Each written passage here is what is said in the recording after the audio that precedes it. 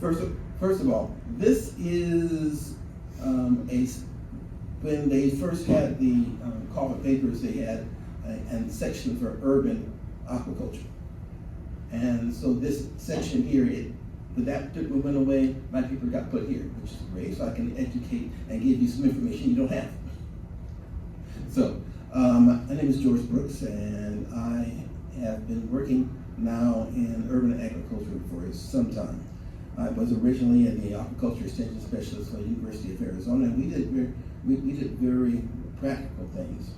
So we've been trying to find a way to apply aquaponics in a different way that can maximize our ability to use it within neighborhoods to provide food, security, and some income. So let's move into this. First, what is a smallholder farm? A smallholder farm is a small-scale agricultural enterprise, typically managed by a family or individual on less than 2 acres and 2 hectares, about 5 acres. These farms rely primarily on family labor, traditional methods, producing foods for both household consumption and local markets. They are crucial, this is the important part, they are crucial to global food security, producing about 35% of the world's food and are often localized in low and middle income countries. In other words, what you're seeing here is in that we eat billions and billions of pounds of food. What you're seeing here are millions of small farmers and millions of small farms producing much of the food in the world. The question is, we don't see them here for some reason. The last time we saw a smallholder farm in the United States was 81 years ago during the World War II.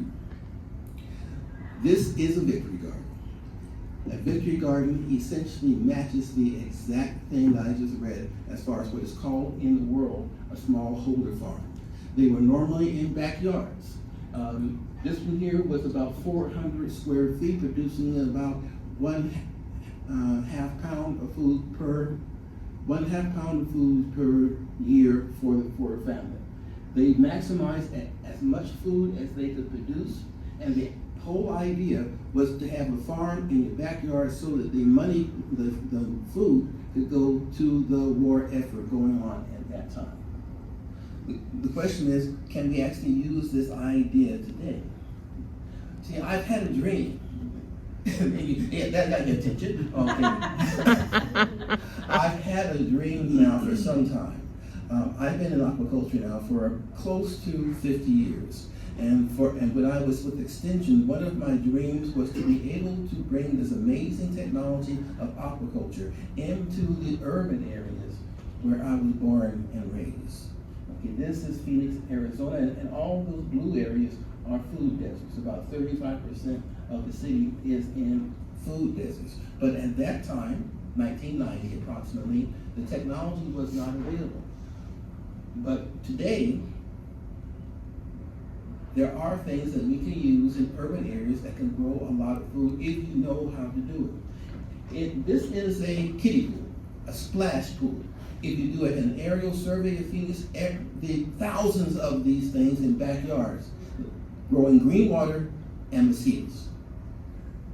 If you could convert them into food producing opportunities, then people in all kinds of situations could have access to healthy food, particularly in food deserts.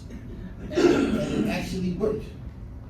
Although we had to further improve it, the vinyl is not food safe, and also man does not live by lettuce and tilapia alone. So we took it from the circular into this rectangular shape that grows a lot of different things. And I just love that statement, man does not live by lettuce and tilapia. And we took it from growing one kind of plant to 101 different varieties that we can grow in it. Plus, not just tilapia, but catfish in our circumstances, because they last all year long, they wouldn't die in the winter. But with climate change, it's now changed to a circumstance where the catfish are now suffering and the tilapia are lasting year round. So we got to take advantage of that eventually. Maybe even macrobracken. I did my dissertation on macrobracken rosenberg, and we all know the problems with that particular animal. It's big, but it's mean, and they're cannibalistic. But these are mats that come from the native territory in Indonesia, I believe. Okay, they get very large. These are 4-to-1 tails, not 10-to-1 tails. And at that size, in a local supermarket, shipped in, they're getting $21 a pound. And they taste like lobsters anyway, so they're being used to replace lobsters. Just think of what a product like that could do for a family in a food desert. So things are going properly. But then we have the issue with the pandemic. This is Phoenix, Arizona. These are cars waiting to go to in this case, get a Thanksgiving turkey. We had a chance to test the idea in backyards, about 53 of them. And it actually worked. Families were able to use an aquaponics system that we made out of kiddie pools and use them well and maintain them and grow a lot of food, including the fish. But we're not over it yet. Climate change is hitting Phoenix very hard.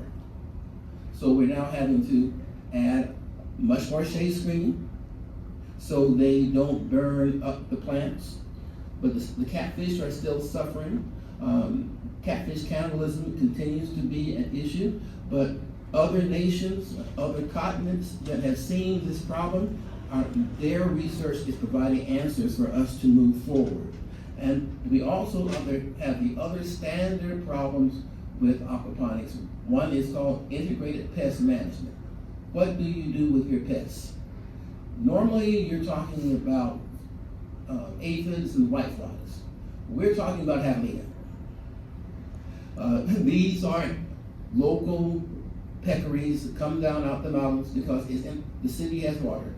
And as they pass through the city trying to get to the water, they have a feast on your food as well. So these are continuing challenges that we have to make this a success. But the most important thing we have for backyard aquaculture, backyard aquaponics, is how do you make money? Money was not that important during World War II.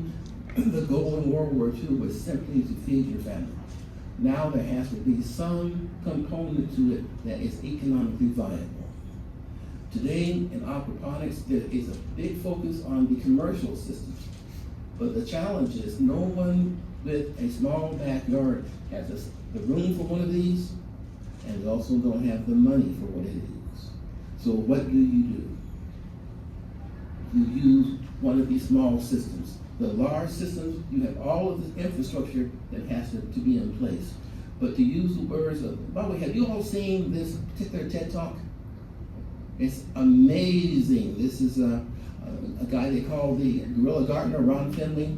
And if you haven't seen this TED Talk, it's one of the best TED Talks that I've ever seen. But in his talk, he talks about growing your own food is like printing your own money.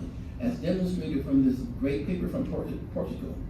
They demonstrated that if you can grow your food for less than it costs for you to buy it from the supermarket, you win.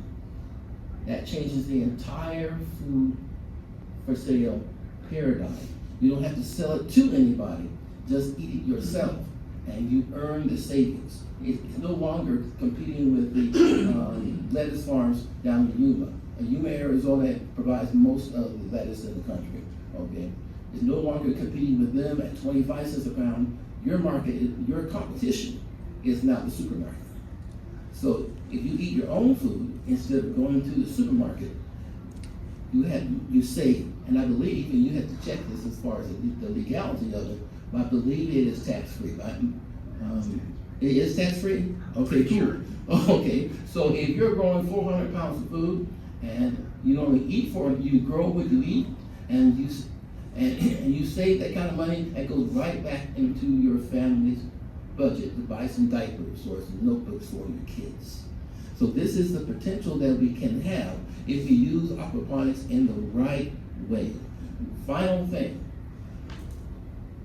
Since 1945, when Victory Gardens ended, there has been no research. In the last pandemic, folks were begging for Victory Gardens, and there was no incentive, no good data on how to do this in the 21st century.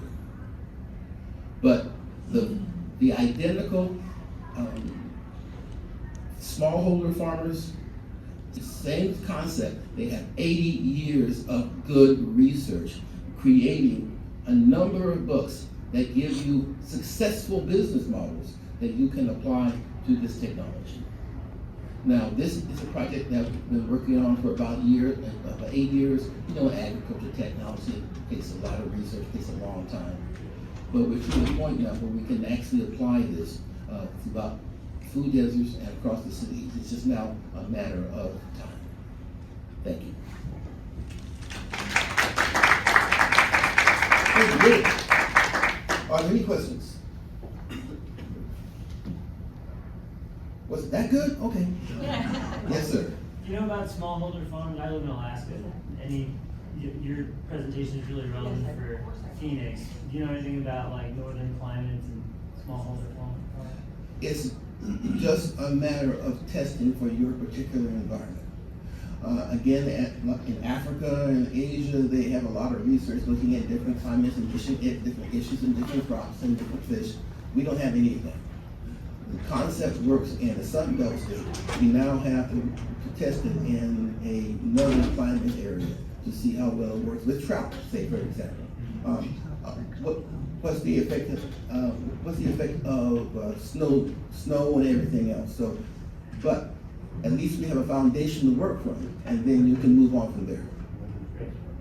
Oh, materials. Materials are affected by your climate. 118 degrees does terrible things to the plastic that we were using. The reverse could happen in Alaska. We don't know. Any more questions? I think we're done. Thank you. Okay,